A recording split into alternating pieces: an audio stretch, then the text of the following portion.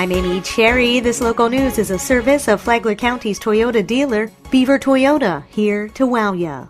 Mold in the walls and a bat infestation were found in yet another examination of the Flagler County Sheriff's Office Operations Center, which has been dubbed a sick building. In the latest inspection, Chief Mark Strobridge says crews found extensive moisture under the carpet and tile throughout the building, indicating the possible presence of mold.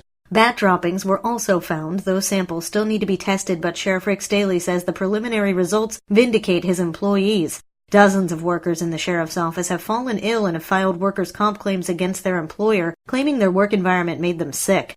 The Operations Center has sat empty since June of 2018, undergoing a multitude of testing. The Operations Center was built in 2016 on the site of a former hospital, and Staley says he was told during reconstruction that the former site was taken down to the concrete slab. He was also told a former bat problem was taken care of. Now, he says it's clear none of that was true.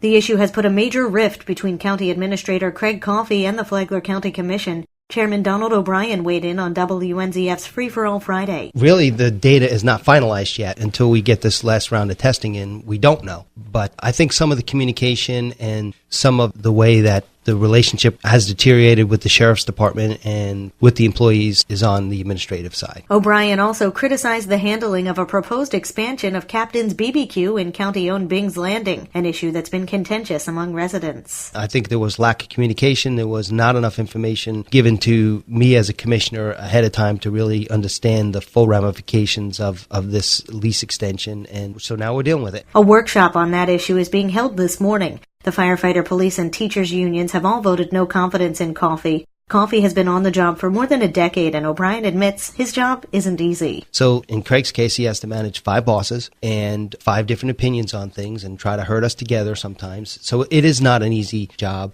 There's no question about his work ethic, but he is in a business where the average lifespan of a county administrator in any given stop is about 5-6 years or so, and that is just the nature of the beast and the reality of the situation that we're in. Coffey's fate will be determined at a meeting 1 week from today. This portion of Flagler's Morning News is brought to you by the Daytona Beach International Airport. Save time, money, and stress. The Daytona Beach International Airport, it's just plain easy. Will Craig Coffey be the Flagler County Administrator for long? Coffey and the quality of the job he's been doing are up for review this month, but he says it's not an easy job. The problem with the jobs in local government, everyone thinks they can do them and they're all easy, but the reality is it's like a major corporation. It's very difficult at times. There's hundreds of contracts, millions of dollars every year that we deal with, and we make mistakes sometimes, or we got to back up and retool. Coffey said that's just what the city is doing with Bing's Landing, deciding what should be there. He said it is unusual for him to be on the hot seat since he's had good luck wherever he's worked, and he's been an administrator for 30 years. Next time, does Craig Coffey want to stay here? From the WNZF Newsroom, I'm Deb Albertson.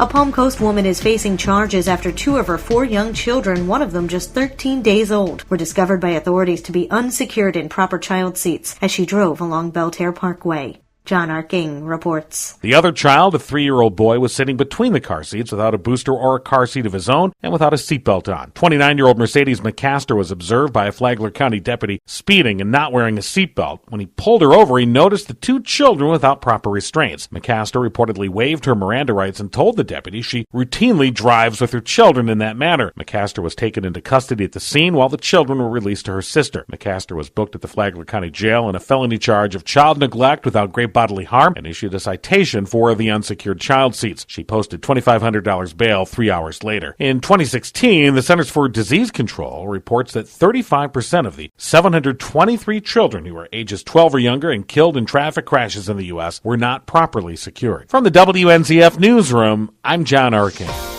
North Palm Coast will be getting a new emergency department with a 2-story medical building. Tony Magoo has the details. Local officials said that the project will provide easy access to an emergency department, but it will also spur more development in the city. Advent Health Palm Coast, which used to be Florida Hospital Flagler is preparing to begin the project. Palm Coast Mayor Melissa Holland. We love that they offer good quality health care in our community, but it's also access to health care. There are those in the city that said the hospital project could provide renewed impetus for commercial development underway in the Matanzas Woods Parkway corridor. The northern portion of our city is still yet to be developed. Hospital officials were looking at the residential growth in the city when they announced plans for the new medical complex. City officials say the hospital's development plan bodes well for the city's development efforts. Not only with medical facilities now, but with commercial facilities and some residential aspects. So Flagler County officials say the hospital expansion not only offers residents increased access to healthcare services, it's also an economic driver for the community and will provide stable employment opportunities. For Flagler's Morning News, I'm Tony Magoo. And now you're up to date on Flagler's Morning News. I'm Amy Cherry.